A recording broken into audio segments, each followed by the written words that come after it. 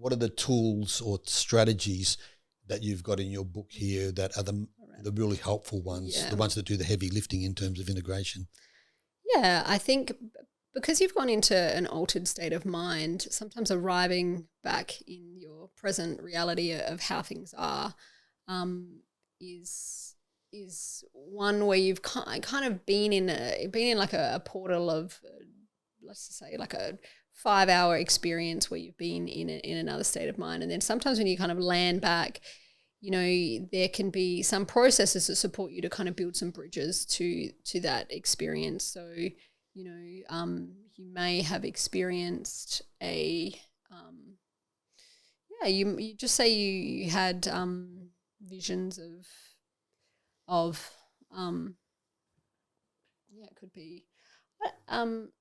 I guess the thing that's good to consider is the moments where you had aha moments where you had new realizations, new insights, and they're positive insights, and they can be really important anchors to return to. So if you just say you had this aha moment where you realized, you know, your dad didn't love you as much as you thought, and that you remember one moment where you were particularly sad about this as a kid, when you're in that kind of altered state, you know, and you arrive back in your present state, it can be good to bring your attention to that aha moment, to remember the moment, to envisage the feelings, and even to turn up the volume of those feelings and those visions.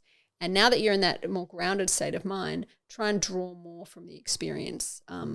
I've worked with people where they are really able to have whole things unpack from just sitting with that experience, that aha moment. They might get new thoughts. They might be aware of parts of their body that are feeling tension or stress, and they're able to kind of like breathe through them.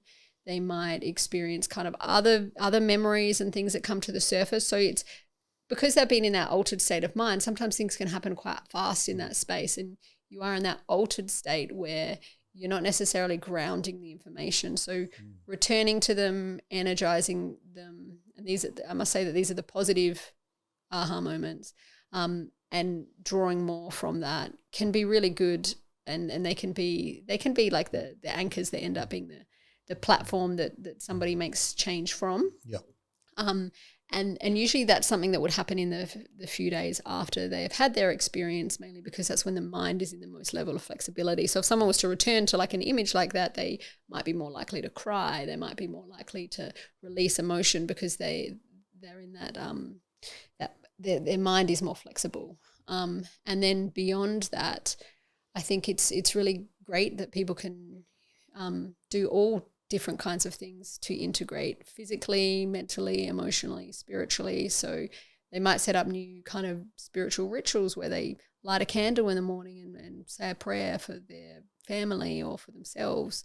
They might engage in physical things like exercising, spending more time in nature. There does tend to be a lot of people do find that spending time in nature is quite therapeutic. Being in that can support them to kind of emotionally regulate and clear some of their thoughts from their mind. So taking action, doing things to help themselves physically. Mentally, you might want to educate yourself, spend time looking at because there can be things that come up in people's experience too that don't make any sense. They might get a vision of the pyramids and they think, why do you get a vision of the pyramids? And they just let it go.